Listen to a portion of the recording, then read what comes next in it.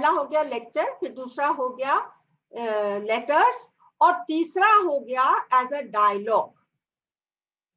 तो ये जो डायलॉग है, जैसे कि विवेकानंद, क्योंकि ये जो मैंने जितना भी मैटर लिया है, ये विवेकानंद सोसाइटी के जो लेक्चर्स हैं, जो विवेकानंद सोसाइटी ऑफ न्यूयॉर्क है, उसमें जो स्वामी जी लोगों के लेक्चर्स हैं, उसमें से खास मैंने अपना मैटर लिया है। इसलिए मैं कई बार उस चीज को रेफर करूंगी जो कि स्वामी जी वगैरह बताते हैं, उनके एक्सपीरियंसेस इन न्यूयॉर्क और anywhere in America when they have been giving the lectures. तो जो तीसरी तरह की चीज है वो डायलॉग है। तो विवेकानंद के जो मुख्य डिवोटी थे, उनका नाम था शरद चंद्र, और उन्होंने जो सवाल पूछे थे और उसका जो जवाब एज अ डायलॉग दिया था, वो शरद चंद्र ने रिकॉर्ड किया था, और वो भी बहुत इंटरेस्टिंग रीडिंग है। तो ये जो हमारा कठोपनिषद है, इसका जो मेन कैरेक्टर है, ये एक छोटा सा बालक है जो कि प्री टीन, 10 साल से छोटा, तो समझ लीजिए 9 साल का बच्चा है। और ये विवेकानंद जी को स्वयं बहुत ज्यादा, स्वामी विवेकानंद को पसंद था। It was one of his favourite Upanishad.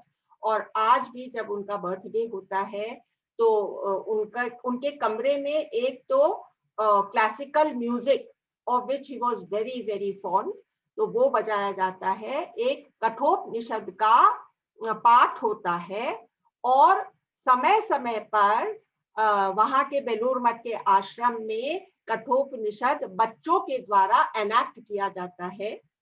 और ऐसा ही मैंने भी एक अपने जीवन में ये करा था, एक प्ले पुटअप किया था जिसको हम लोगों ने कहा था कॉस्मिक एम्ब्रेस, और उसमें one of the 3 parts was Nachiketa. और कॉस्मिक एम्ब्रेस का मतलब है मृत्यु का आलिंगन। तो मृत्यु is the ultimate reality of this life, and so we had called it the cosmic embrace, because that only brings us in touch with the cosmos.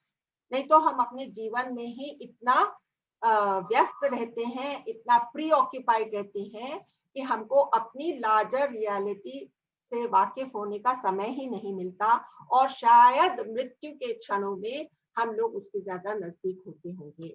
इसलिए तो वो जो मैंने उस समय लिरिक्स लिखे थे, वो भी आपके सामने लाना चाहती हूँ मैं।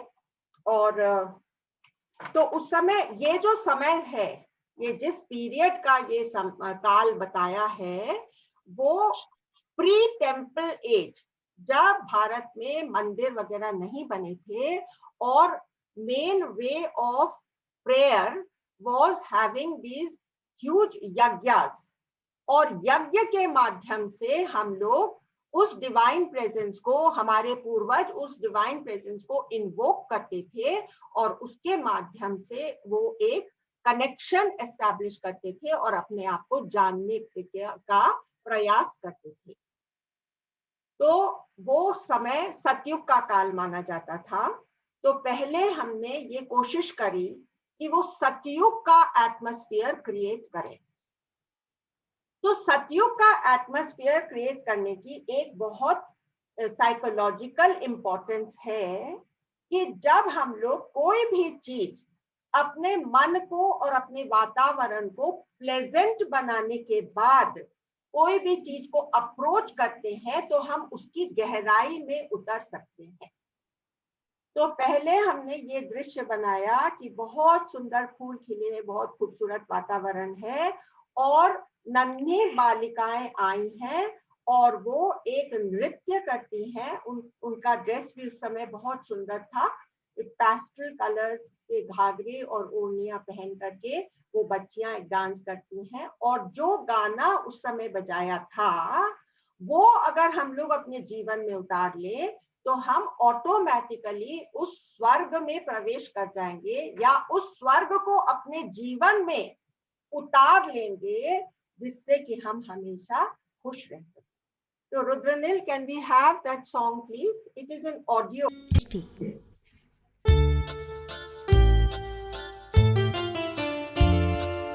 आओ सखे सुंदर सुंदर फूल फूलों को चुन ले, काटे और सूखे सूखे पत्ते भुला दे। आओ सखे सुंदर सुंदर फूलों को चुन ले, काटे और सूखे सूखे पत्ते भुला दे। प्यारे प्यारे पलों की यादें संजो ले, प्यारे प्यारे पलों की यादें संजो ले। घूंघट घटा घन घोर पे गिरा दे। आओ सखे सुंदर सुंदर फूलों को चुन ले, काटे और सूखे सूखे पत्ते भुला दे।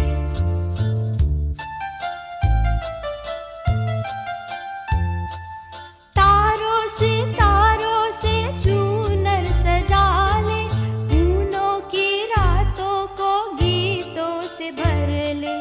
तारों से चूनर सजा ले, फूलों की रातों को गीतों से भर ले।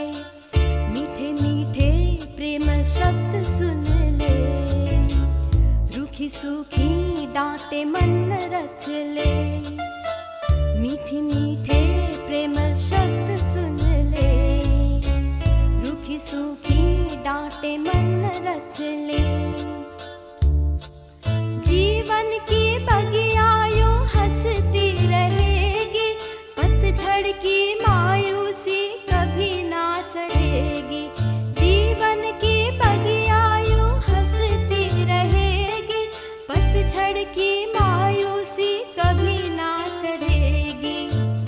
ऊंचे ऊंचे ही लक्ष्य बना ले, महापुरुषों को दिल में बैठा ले।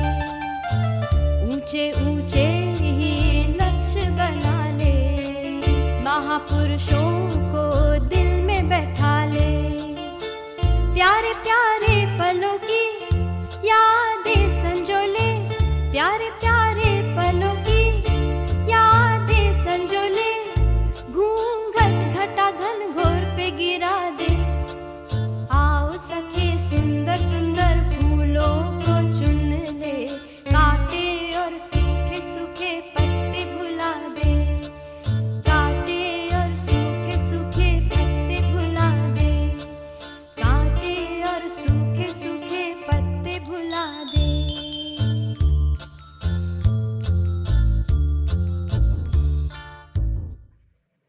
अब मैं आपसे पूछना चाहती हूँ कि आप लोगों में से कितने लोग इसको फॉलो करते हैं कि जो कड़वे शब्द हमने कभी भी हमारे कान पर पड़े होंगे या जो डांटें पड़ी होंगी और गालियां पड़ी होंगी, वो हम पूरी तरह से भूलने को तैयार हैं और केवल अपने हृदय में ऊंची ऊंची और सुंदर और मीठी मीठी बातें रख सकते हैं। ऐसे में क्या हम अपने जीवन में स्वर्ग को उतार नहीं देते हैं? क्या हम उसको रियली अपने भीतर और बाहर अनफोल्ड होता हुआ नहीं देख सकते हैं? तो अब ऐसे वातावरण में एक और चीज ऐड करी थी हमने कि हमने ये दिखाया था कि छोटे छोटे ब्रह्मचारी बालक आकर के और समाधि में और ध्यान में बैठते हैं और उससे वो क्या हासिल करते हैं वो भी आपको विदित हो जाएगा। तो Rudranil, now the second song please. तो ये मतलब हमने ऐसे दिखाया है कि दो सूत्रधार हैं और आपस में बात कर रहे हैं। सतयुग का काल था, यज्ञ का माहौल था। उस काल का एक महान ऋषि मुनि था, उद्दालक उसका नाम था बड़ा, उसने एक यज्ञ किया था कड़ा। Rudranil, are you ready? तो वाजश्रवा का पुत्र था उद्दालक। तो ये कौन से लिनिएज का हुआ? मतलब वाजश्रवा नचिकेता के दादा का नाम था और उसका पुत्र था उद्दालक और उद्दालक का पुत्र था नचिकेता। तो उसने एक बहुत बड़ा यज्ञ किया था, उसका नाम था विश्वजीत। नाम क्या था यज्ञ का, काम क्या था यज्ञ का? विश्वजीत के नाम से ये यज्ञ जाना जाता था। इसमें सारे सामान का दान किया जाता था। अच्छा, तो उद्दालक यही कर रहे थे। अच्छी के साथ बुरी गायें भी दान कर रहे थे।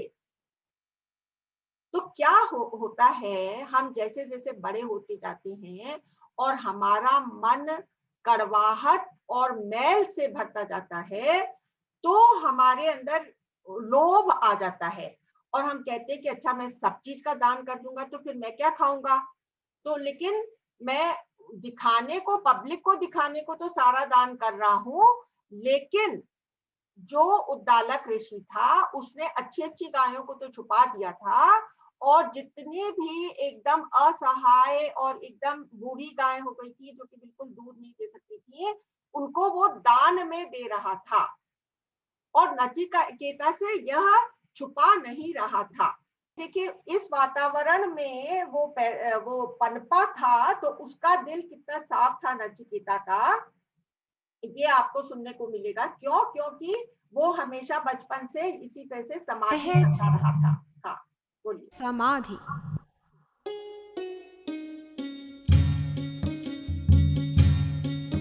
करो ध्यान, करो ध्यान, करो ध्यान की तैयारी, होवे आत्मा की सवारी, होवे आत्मा की सवारी, होवे बुद्धि का विस्तार, खेल कूद में भी सुधार, खेल कूद में भी सुधार, तन पावे आराम, मन को भी विश्राम, तन पावे आराम, मन को भी विश्राम, समाधि की शून्यता, समाधि की शून्यता, उसमें ही पूर्णता, उसमें ही पूर्णता, करो ध्यान,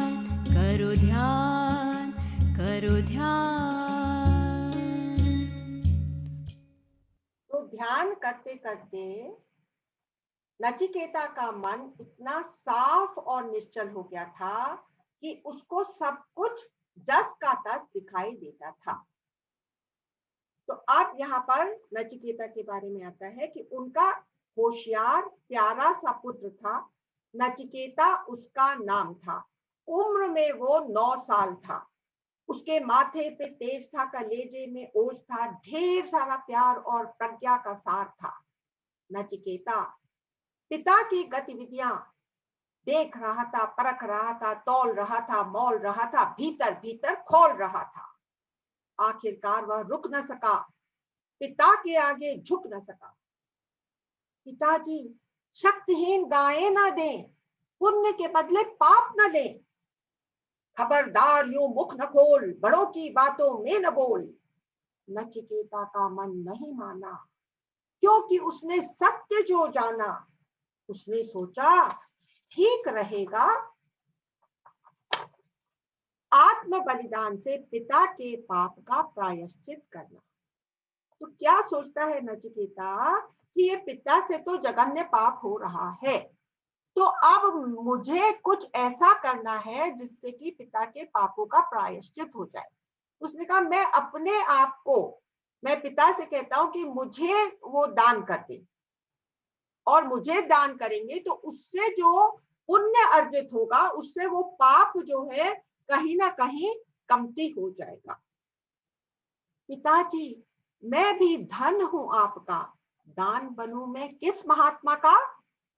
ऋषि ने प्रश्न को 3 बार टाला, फिर क्रोध में कड़वा शब्द कह डाला। हम लोग सबके साथ ये होता है ना, जब कोई बच्चा बहुत बार कहता है तो मैं तुझे मृत्यु को दूंगा।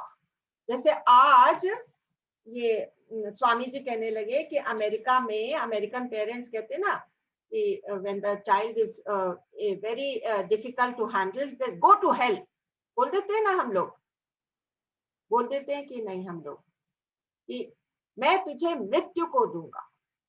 अब देखिए, अब नचिकेता के मन में क्या घूम रहा है कि मैंने तो आज तक कोई ऐसी चीज तो नहीं करी जिससे कि इतना बड़ा पिता ने मेरे को श्राप दे दिया। लेकिन अब पिता की बात को तो सच करना ही है, उनका वचन सत्य होना है। वो कहता है कि आपका वचन सत्य करना है, वैसे भी एक ना एक दिन तो मरना ही है, मुझे यमराज लोक जाना है, आपका आदेश ही पालना है। तो अब देखिए वो बोलते हैं कि वो यमराज के लोक चला गया और वहां पर 3 दिन और 3 रात वो बिना खाए पिए बैठा रहा, क्योंकि यमराज बाहर गए हुए थे। और उसके यमदूतों ने बताया कि देखो यमराज तो बाहर गए हुए हैं, तो इसलिए तुमको तो ठहरना पड़ेगा, क्योंकि अगर तुम मिलना चाहते हो तो तुम ठहर जाओ। फिर उन्होंने पूछा कि तुम कुछ खाना खा लो, तुम ये कर लो, तुम वो कर लो, लेकिन उसने कहा नहीं, मैं नहीं खाऊं। तो अब इसको अगर हम दूसरी तरह से इंटरप्रेट करें कि जब उसने डिसाइड कर लिया कि मैं तो मृत्यु के मुख में जाऊंगा, तो उसने खाना पीना छोड़ दिया। अभी खाना पीना छोड़ने से उसका माइंड इतना सूक्ष्म धरातल पर पहुंच गया कि उसको अतीन्द्रिय अनुभव होने लगे। This could be one explanation if we want to give it some kind of an integrity, this statement। लेकिन अगर हम इसको यही कह देते हैं कि भाई ये तो फिक्शन है और फिक्शन में दिखा दिया है कि वो यम के लोग पहुंचे, ठीक है। तो जब हम कुछ भी खाते पीते नहीं हैं, अब यहाँ पर देखिए, यहाँ से 3 दिन और 3 रात और 3 वचन और 3 का बहुत ज्यादा जिक्र आएगा। अब देखिए हमारे जीवन में भी 3 सेकंड अगर कोई भी आदमी किसी औरत की तरफ देख ले तो वो धृष्टता हो जाती है। 3 सेकंड के पहले ही हमको अपनी आंख हटा देनी चाहिए, है ना। कहते हैं कि भाई 3 घंटे कहीं पर भी आप रह लिए तो उस जगह से आपकी आत्मीयता होने लगती है। और 3 दिन से ज्यादा सन्यासी को एक जगह रुकना अलाउड नहीं है, एक्सेप्ट कि जो चौमासे के 3 महीने हैं, उसके अलावा बरसात के 3 महीने को छोड़ करके एक सन्यासी अपने जीवन में 3 दिन से ज्यादा कहीं पर भी नहीं रुकता।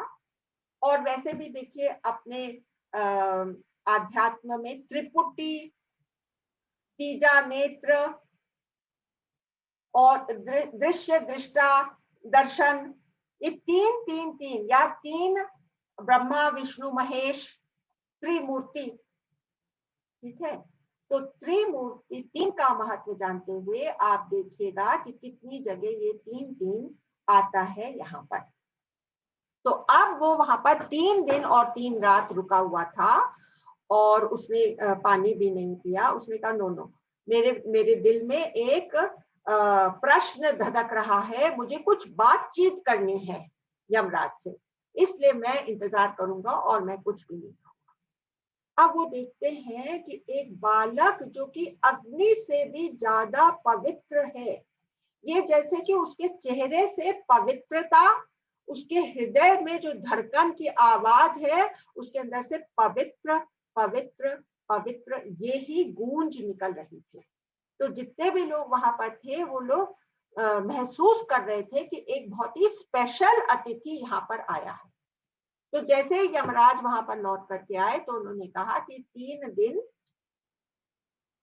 3 दिवस और 3 रात्रि से बिना अन्न या जल ग्रहण के एक बालक है खड़ा द्वार पे।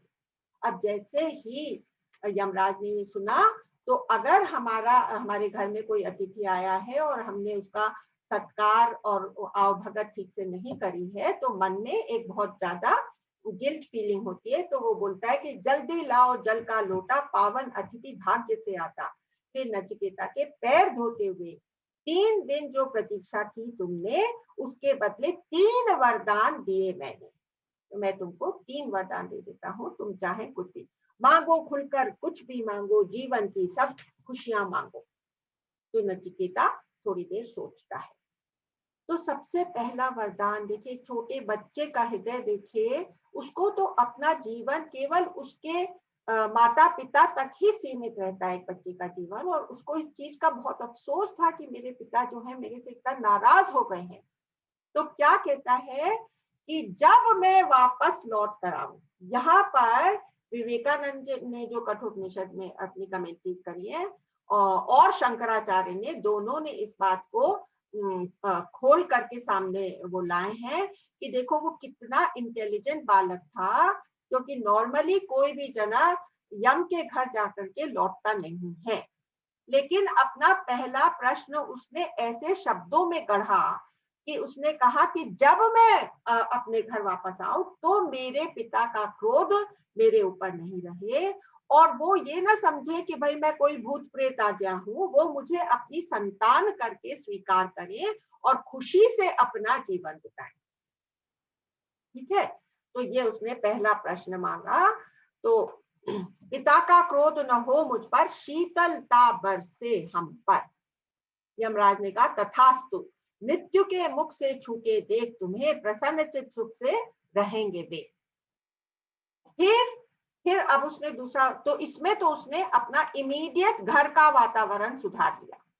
अब उसने जो दूसरा सवाल दूसरा वरदान मांगा, वो भी उसने जो आम कन्वेंशनल रिलीजन्स जो सब प्रॉमिस करते हैं, उसका उसने पूरा सुख मांगा। उसने कहा कि देखिए कि मैंने अभी अपने पिता को देखा, वो विश्वजीत का यज्ञ कर रहे थे। इस तरह से बहुत से यज्ञ होते हैं और बहुत तरह से अग्नि प्रज्वलित करके सब बड़े लोग बैठते हैं और यज्ञ करते हैं। तो उनमें से सबसे उत्तम यज्ञ जो है वो आप मुझे बता दीजिए। तो पिता यज्ञ कर रहे थे किस चीज के लिए? कि उनका आगे आने वाला समय खूबसूरत हो, उनको उत्तम कोटि का स्वर्ग मिले। तो नचिकेता ने कहा जो हाईएस्ट यज्ञ है वो मुझे बता दीजिए। तो यमराज इससे भी बहुत खुश हुए और उनका ठीक है, और उन्होंने जीवों के मंगल साधन अग्नि तत्व का रहस्य दे दो, उसकी संभाल की विधि समझा दो। अब इसको हम साइंटिफिक लैंग्वेज में समझेंगे तो ये हुआ कि देखिए जो कुछ भी आज हम संसार में प्रोग्रेस देख रहे हैं, वो एनर्जी का सही यूज की वजह से हम इतना डिजिटलाइज कर रहे हैं, इतनी बड़ी बड़ी बिल्डिंग्स बन रही हैं, इतनी बड़ी बड़ी फैक्ट्रीज बन सकती हैं। वो एनर्जी को या अग्नि को किस सही तरह से उसको यूज किया जाए, उसका रहस्य क्या है, ये उसने मांगा। तो वो कहता है कि अग्नि अनंत। अच्छा, अभी इसका एक और जो आध्यात्मिक मीनिंग है वो आप यूं समझ सकते हैं कि ये जो हमारे अंदर हम सब जो यहाँ पर आज जमा है, उनके अंदर ये जो एक लॉन्गिंग है, the longing to know the truth, ये ही वो अग्नि है जो कि हमको सुखाती है, और ये वो प्यास है जो कि हमको आगे बढ़ाती है। ठीक है, तो इसको वैसे भी हम समझ सकते हैं अगर इसका आध्यात्मिक मीनिंग दे। अगर हम इसका मेटीरियलिस्टिक मीनिंग दे तो उसने एनर्जी की सीक्रेट मांगी, और अगर हम इसको ये कहें कि उसने ये कहा कि भाई यज्ञों में जो सबसे अच्छा यज्ञ है उसकी विधि बता दो। तो तीनों तरह से हम ले सकते हैं। तो फिर उसने दिखाया कि किस प्रकार से कितनी ईंटें लगाई जाती हैं और कौन कौन सी चीजों की जरूरत पड़ती है इसे कायम रखने के लिए। अग्नि अनंत लोकों की शक्ति, शिक्षा ऋषि मुनियों से मिलती, और उसकी सारी सीक्रेट। और इसमें भी तीन लेयर्स में ब्रिक्स लगाई जाती हैं, यहाँ पर भी वो 3 का है। और जैसे ये भी जो ये ह्यूमन बॉडी है, इसमें जो निचले 3 शरीर हैं वो हमारे भौतिक शरीर हैं, फिजिकल बॉडीज। मतलब कौन सा? अन्नमय, प्राणमय और मनोमय। ये 3 जो शरीर हैं, इनके अंदर जाने के बाद हमको फिर हम हायर लेवल्स पर आते हैं, जो कि हमारा आत्मिक शरीर होता है, और हमारा फिर आज्ञा चक्र से और भी आगे प्रोग्रेस शुरू होता है। ठीक है, तो यमराज कहता है जो इस अग्नि को ब्रह्म से उत्पन्न है जानता, वह शोक रहित हो अनंत आनंद को प्राप्त करता। आज से यह अग्नि नाचिकेत कहलाएगी, नाचिकेत कहलाए।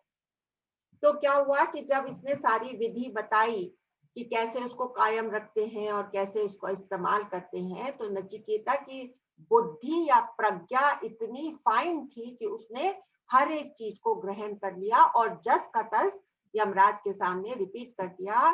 तो यमराज ने सोचा कि मुझे तो आइडियल स्टूडेंट मिला है, एक्सीलेंट स्टूडेंट मिल गया है। तो इतना खुश हो गया और उसने कहा कि आज से यह अग्नि नाचिकेत कहलाएगी। नचिकेता का ही नाम उस अग्नि को आज से दिया जाएगा। और कुछ कुछ टेक्स्ट में ये भी है कि उसने यमराज ने नचिकेता को एक बहुत बड़ा रत्नों का हार भी दे दिया। तो अब अब वो कहता है कि अब तुम तीसरा वर मांग लो। ये तो आराम से उसने पूरे कर दिए। तो अब वो कहता है कि देखो, तीसरे वर में मुझे कोई भी चीज नहीं चाहिए, लेकिन मेरा एक प्रश्न है, वो तुम आंसर कर दो। तो नचिकेता है, मैं सुख संपत्ति भोग का सामान नहीं मांगता, क्योंकि पुण्य समाप्ति पर जीव फिर है लौटता, फिर है लौटता। तीजे वर में मैं केवल आत्मज्ञान हूं चाहता, जिसे जानकर और कुछ जानना बाकी नहीं रह जाता। तो यमराज ने सोचा कि आत्मज्ञान देने से पहले पात्र परीक्षा करके देख ले, क्योंकि आत्मज्ञान अगर किसी अधिकारी के अलावा और किसी को मिल जाता है तो वो उसका मिसयूज कर सकता है। कैसे मिसयूज कर सकता है, आप बता सकते हैं? जैसे कि अगर मुझे आत्मज्ञान मिल गया कि भाई सब कुछ मैं ही हूं और मेरा मन की शुद्धि नहीं हुई होगी, तो मैं क्या कहूंगा कि भाई मैंने इससे इतना इतना लोन लिया, लेकिन वहां पर भी तो मैं ही हूं, तो मुझे लोन लौटाने से क्या फायदा? लोन लौटाने का क्या मतलब, मैं क्यों लोन लौटाऊं? तो इस तरह से हम लोग बहुत तरह से इसका मिस यूज कर सकते हैं और फिर हमारी ही अधोगति हो जाएगी। अगर हमने इसको सही तरह से ग्रहण नहीं किया तो हमारी ही अधोगति हो जाएगी। हम प्रोग्रेस करने की जगह ऑन द कॉन्ट्ररी हम और खड्डे में गिर जाएंगे। तो यमराज बार बार उसको कहता है कि भाई तुम कुछ भी और मांग लो, तुम तो अभी छोटे से बच्चे हो, तुमको मालूम ही नहीं है कि मैं तुमको क्या दे सकता हूँ, तुमने अभी जीवन ही कितना देखा है। अगर तुमको 100 साल जीने वाले पुत्र और पौत्र चाहिए तो वो भी मैं दे सकता हूँ। अगर तुमको विशाल भूमि का, मैं पढ़ देती हूँ,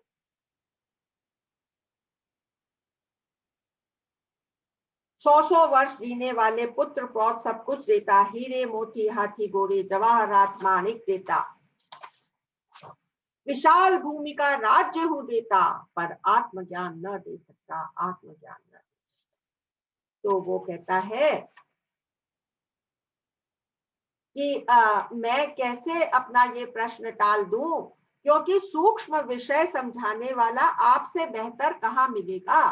आप मुझे यहाँ पर मिले हैं, आप अब देखिए वो जरा भी डरा नहीं। आफ्टर ऑल यमराज के सामने खड़े होकर के वो ऐसे बातें कर रहा है जैसे कि वो अपने बहुत ही आत्मीय से बातें कर रहा है, और यमराज कितना भयंकर दिखने वाला है, लेकिन उसके अंदर जरा भी डर नहीं है।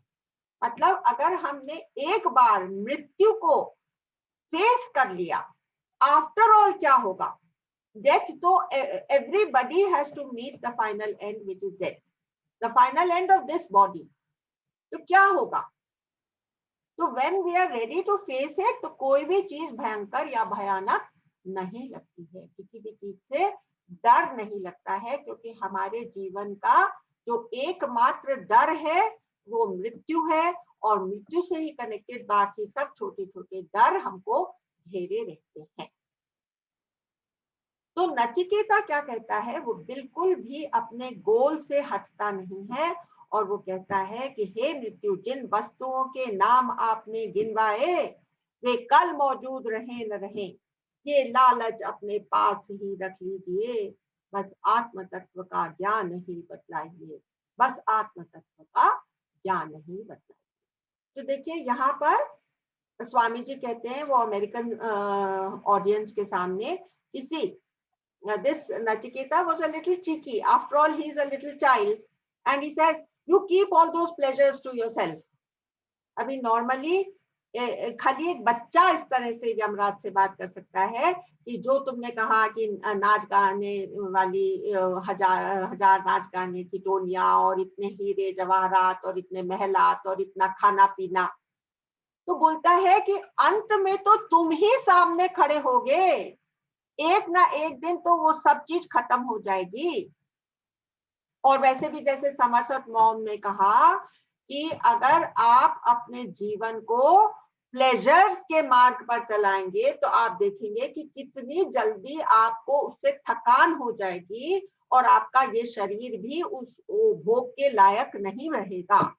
तो नचिकेता इतनी छोटी सी उम्र में, क्योंकि सतयुग का काल था, क्योंकि उसने बाकी सब ये वातावरण देखा था, क्योंकि वो ध्यान समाधि में बैठता रहा था, जैसे हमने उन बच्चों के माध्यम से दिखाया था कि छोटे छोटे बच्चे भी उस काल में ध्यान समाधि में बैठते थे और अपने आप को जानने की प्रक्रिया उनके अंदर प्रज्वलित हो गई होती थी। तो नचिकेता बहुत ही सूक्ष्म विचार रखने की क्षमता रखता था और उसने कहा कि मैं इन सब चीजों से अपने लक्ष्य से हटने वाला नहीं हूं और आप तो मुझे, तो वो क्या कहता है मालूम है, वो ये कहता है कि कुछ लोग तो कहते हैं कि मौत के बाद कुछ नहीं रहता, कुछ लोग कहते हैं कि नहीं मौत के बाद ऐसा ऐसा ऐसा ऐसा होता है। तो ये सब मैं आपके मुंह से सुनना चाहता हूँ, क्योंकि आप इन सब चीजों के सबसे बड़े ज्ञाता हैं, आप मौत को बहुत अच्छी तरह से जानते हैं, इसलिए मैं खाली आपसे सुनना चाहता हूँ कि आफ्टर ऑल ये जीवन है क्या, ये जीव क्या है, इसके बारे में आप मुझे बताइए, क्योंकि वंस एंड फॉर ऑल मेरे जीवन की दुविधा सब समाप्त हो जाए। ठीक है, तो वो ये कहता है। अब बहुत ही सुंदर बात यमराज ने कही, बहुत ही खूबसूरत तरह से उसने समझाया कि देखो, यमराज ने नचिकेता को वैराग्यवान और दानवान, मुमुक्षु और जिज्ञासु पाया, पराक्रमी और साहसी पाया। फिर वो कहता है जीवन के होते दो मार्ग, श्रेय मार्ग और प्रेय मार्ग। श्रेय है कल्याणकारी मोक्ष का मार्ग, होता है वह मंगल मार्ग। प्रेय है धन संपत्ति सुख का मार्ग, पर होता है वह दुख का मार्ग। तो नचिकेता कहता है कि श्रेय मार्ग नर कौन है लेता, आत्मज्ञान किसको है मिलता।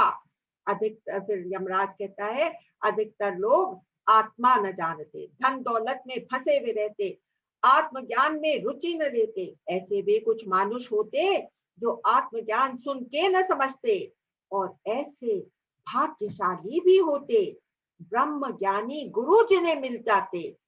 तुम जैसे जब ब्रह्म है सुनते, झप लेते हैं इसको तत्क्षण, पाते हैं वो मोक्ष विलक्षण।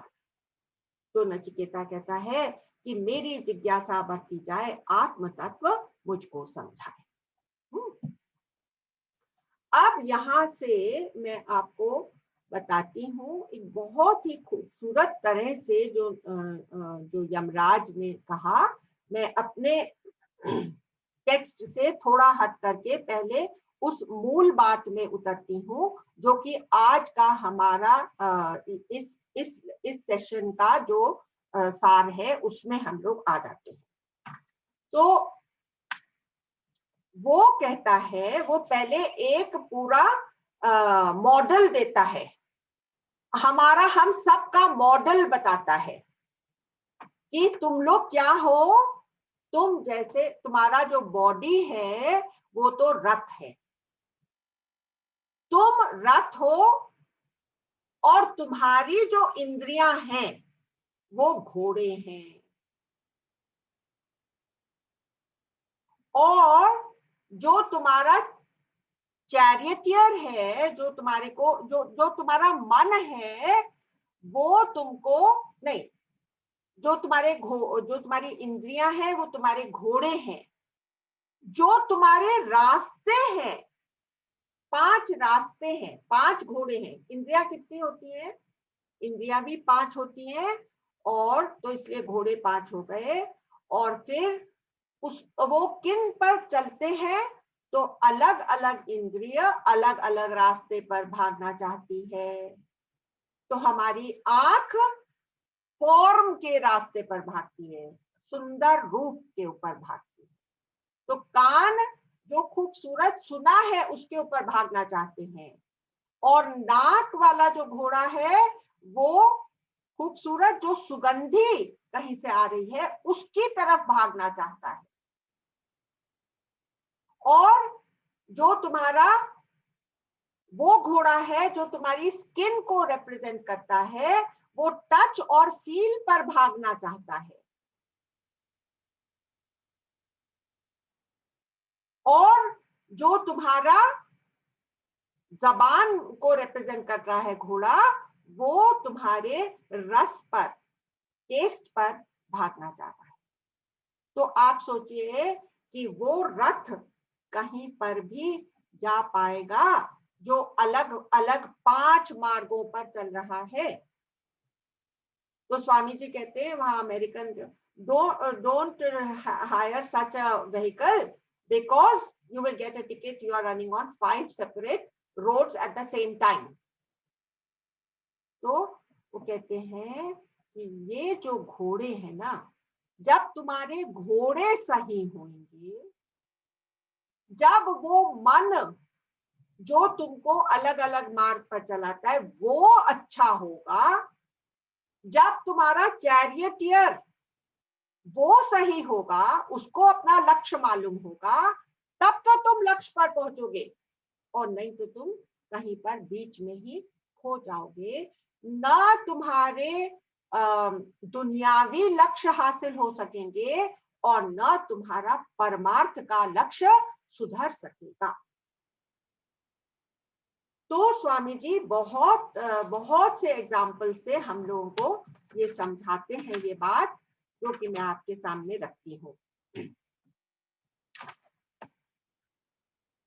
तो एक और स्वामी जी एक बात बताते हैं कि देखो, जब इसने नचिकेता ने ये वर मांगा, कि पहला वाला वर, जब उसने कहा कि मेरे पिता, जब मैं वापस लौट के आऊं तो पिता मेरे पास प्रसन्न हो, तो इतना इंटेलिजेंट वो था। तो एक एग्जाम्पल देते हैं कि एक बार एक आदमी था, तो उसको उसकी तपस्या से भगवान प्रसन्न होकर के उसके सामने आए और बोले कि तुम अपना वरदान मांगो। तो आदमी क्या कहता है, एक ही वरदान उसको मिला था, तो उसने क्या मांग लिया कि मैं अपने पोतों के साथ सोने की थाली में खाना खा रहा हूं, ये वरदान आप मुझे दे।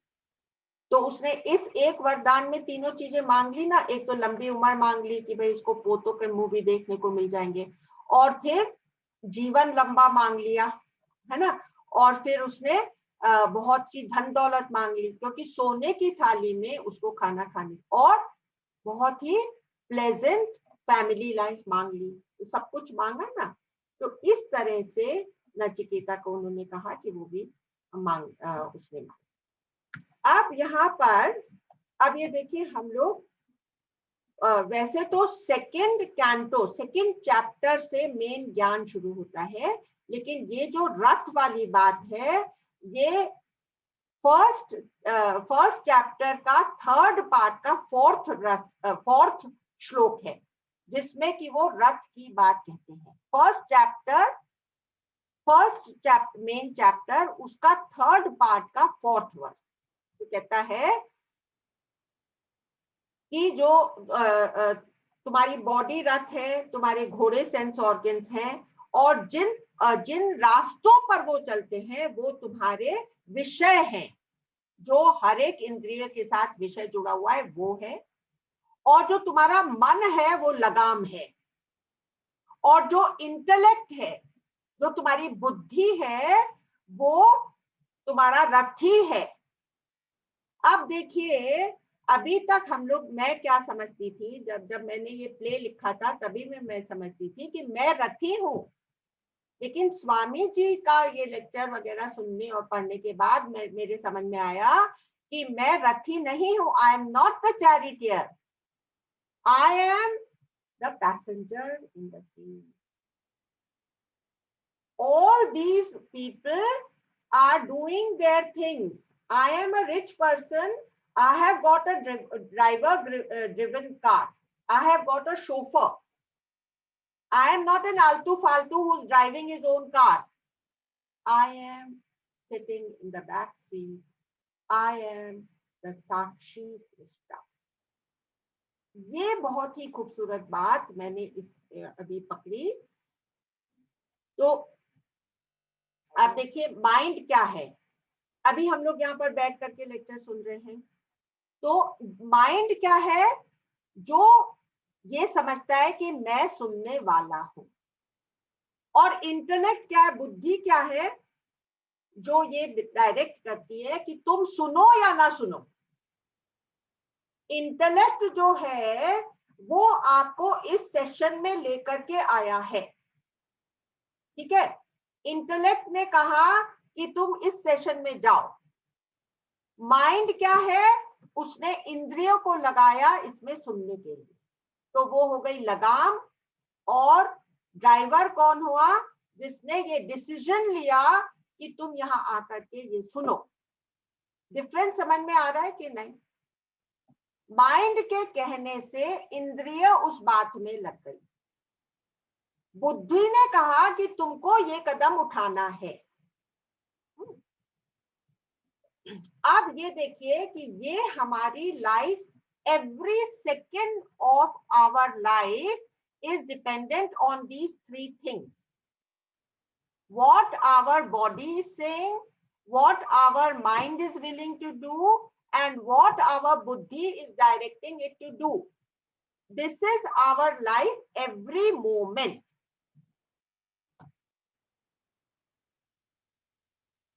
अब इसमें क्या है? अब स्वामी जी बताते हैं कि या यम बताता है कि अगर ये घोड़े अच्छे होंगे, ये तीनों तुम्हारी चीजें सही होंगी, तब तुम श्रेय का मार्ग चुनोगे. लेकिन ज्यादा करके तुम प्रेय का मार्ग चुन लेते हो. ये जैसे दो सेल्समैन तुम्हारे घर पे आए हैं. तो एक कहता है, एक जो प्रेय का सेल्समैन है वो कहता है अरे तुम ये करो, अभी का अभी तुमको सुख मिल जाएगा. वो ये नहीं बताता है कि अगर तुम प्रेय का मार्ग चुनोगे, अपनी इंद्रियों के पीछे भागोगे, तो तुम्हारा शरीर तो कमजोर हो जाएगा. तुम बहुत थोड़े से दिन इसको एंजॉय कर सकोगे. ये एंजॉयमेंट बहुत क्षणिक है. ये सब चीज वो नहीं बताता. एक बार तुम्हें अपना प्रोडक्ट वो सेल कर देता है, उसके बाद वो शक्ल भी नहीं दिखाता. तुम्हारे घर में वो वापस सेल्समैन नहीं आता, क्योंकि उसने गलत चीज तुमको बेच दी है. तो वही सेल्समैन बार बार आ सकता है ना, जिसने तुमको सही चीजें दी है. तो एक अभी कंटेम्पररी ऑथर है अमेरिकन, उसका नाम है जोनाथन हाइट. तो उसने एक किताब लिखी है which is called happiness hypothesis. Happiness की हाइपोथेसिस. वो कहता है कि भाई आज आप कोई भी बुक्स के स्टॉल में चले जाओ, वहां पर मोस्ट वेल स्टॉक्ड एरिया कौन सा होगा? सेल्फ हेल्प बुक्स, जिसमें कि तुमको बताएगा अरे 7 दिन में तुम अपनी इन कमजोरियों के ऊपर ये इस तरह से जीत पा सकते हो. खाली 7 दिन मांगते हैं. इन तरह से तुम अच्छी आदतों को के ऊपर चलने लगोगे. ऐसे वो लोग बोलते हैं. सारे जितने भी ये जो सेल्फ हेल्प बुक्स वाले स्टोर्स हैं, अब वो बताता है कि ये होता तो नहीं है. हम लोग सब कितनी सेल्फ हेल्प बुक्स पढ़े, लेकिन हमारे अंदर कोई इतने बड़े बदलाव आए नहीं है. उसका कारण क्या है? तो वो ये जोनाथन हाइट कहता है कि तुम्हारे अंदर ये 3 चीजें हैं ना. तुम्हारे सेंसेस हैं, तुम्हारा मन है और तुम्हारा इंटेलेक्ट है. तो किताबें कौन पढ़ता है? किताबों से कन्विंस कौन होता है? तुम्हारा इंटेलेक्ट होता है। तुम्हारा इंटेलेक्ट किताबें पढ़ करके मान लेता है कि हाँ मैं इस रास्ते पर चलूंगा। लेकिन चलना किसको पड़ता है? वो तो बॉडी को चलना पड़ता है ना।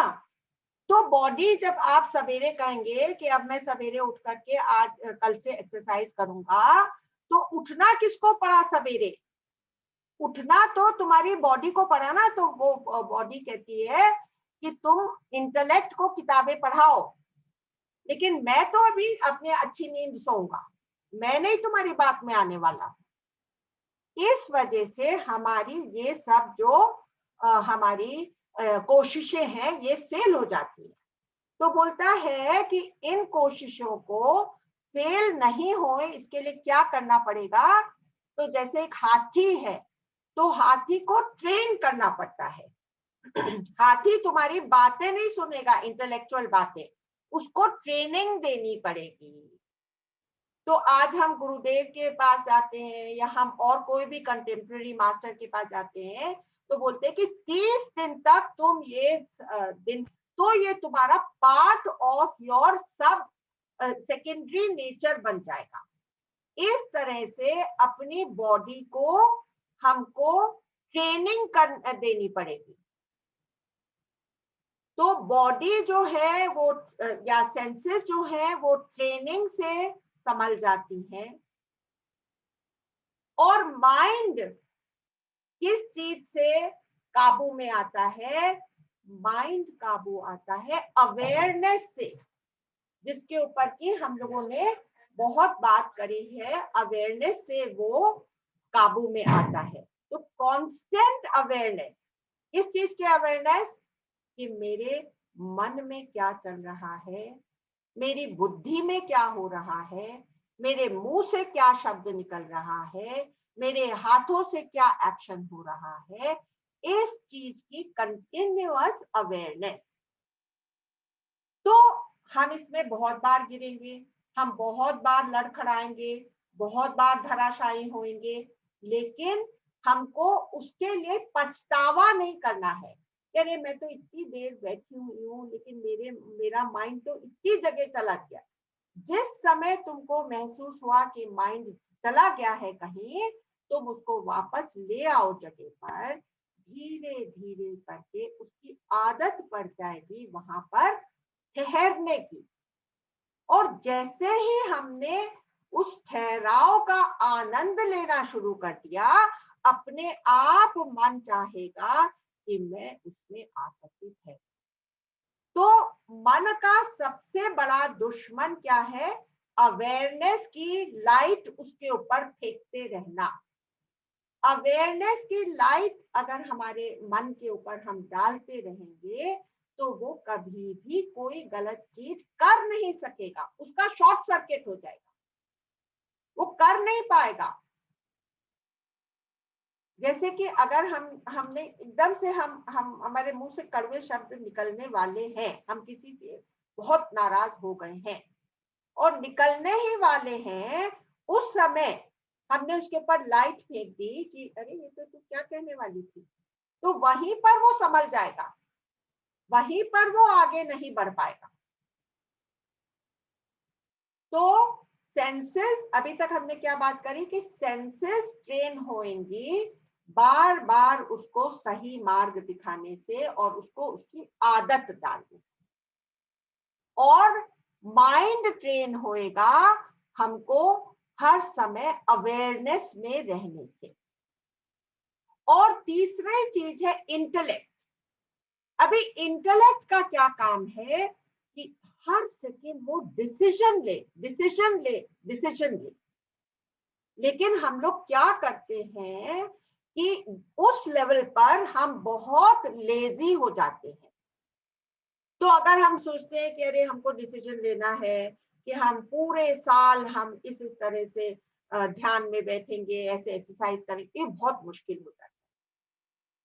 लेकिन अगर हम कहें कि भाई ये जो पल आया है, आज के लिए मैं ऐसे कर लेता हूं, आज के लिए live in the here and the now.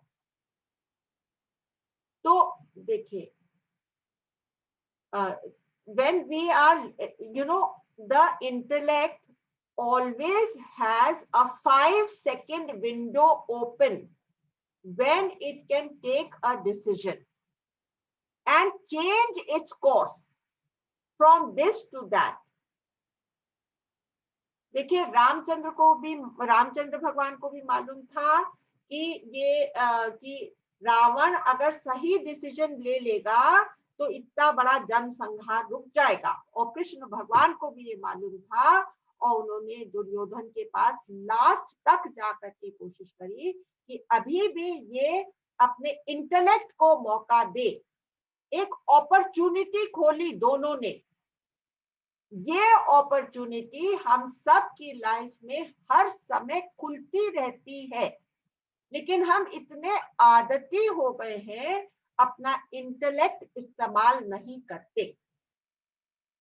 तो जैसे कंप्यूटर जो है वो डिफॉल्ट मोड में चला जाता है ना।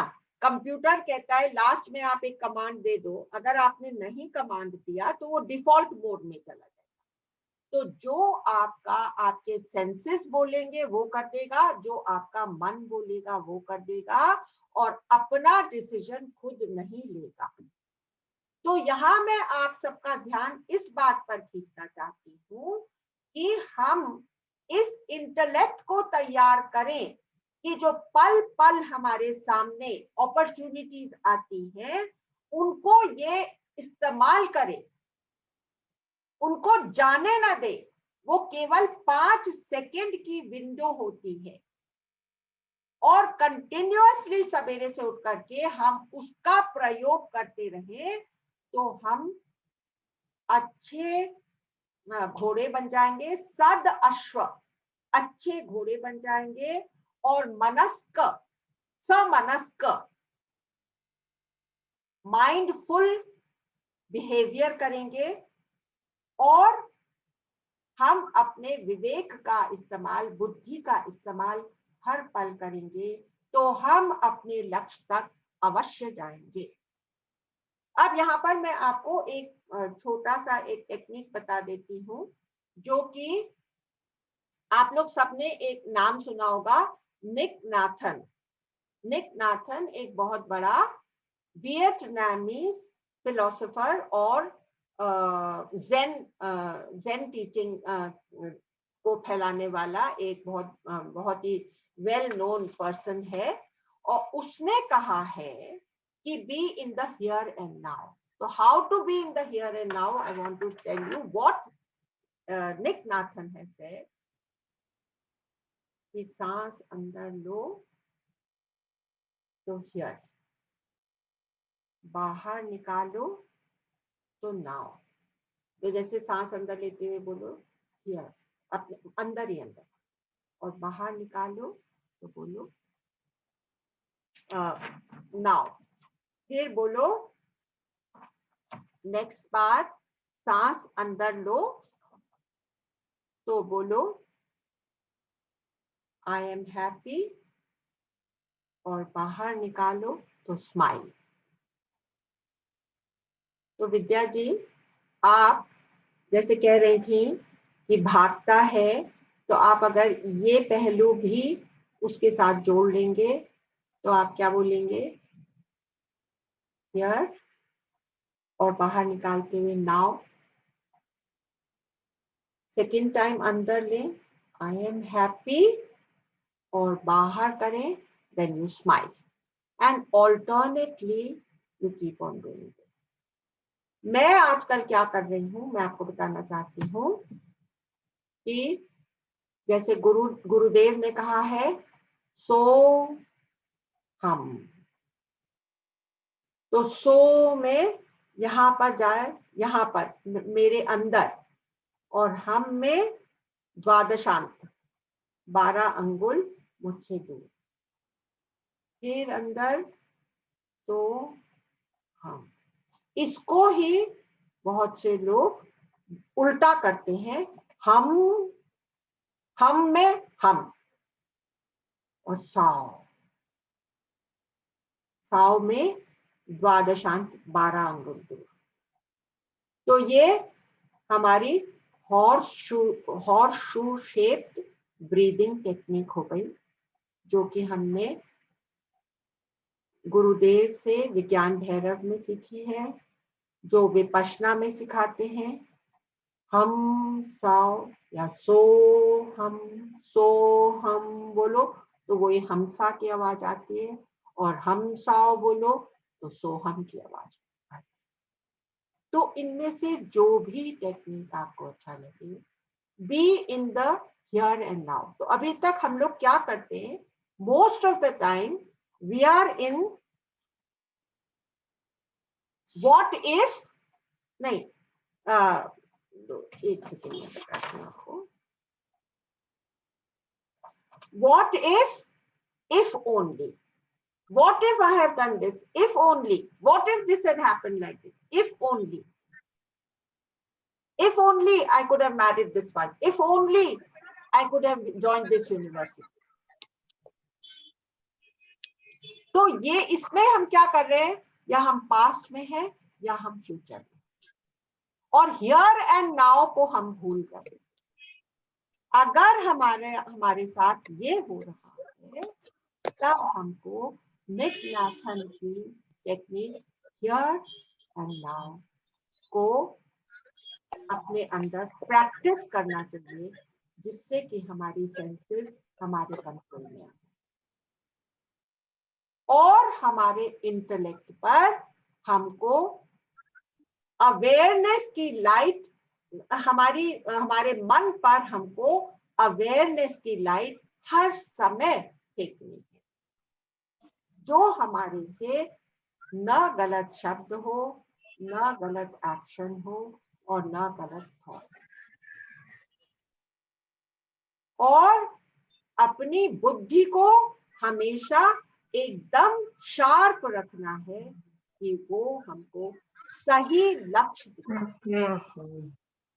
तो ये 3 चीज हम इस एक हफ्ते प्रैक्टिस करेंगे, जिससे कि हम नेक्स्ट चीज के लिए तैयार हो जाए। ये हमारे तैयारी का ग्राउंड है।